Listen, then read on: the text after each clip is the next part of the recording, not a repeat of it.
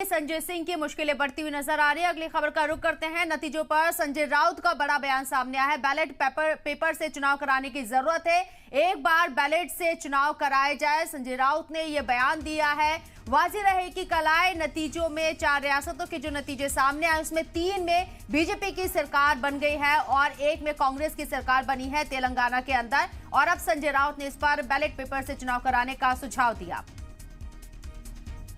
छाया है तेलंगाना में अलग जनादेश है, 3 राज्यों में अलग है। बीजेपी को बड़ी जीत मिली है तो जनादेश का स्वागत करना चाहिए, चाहे जनादेश ईवीएम का हो या और कुछ हो।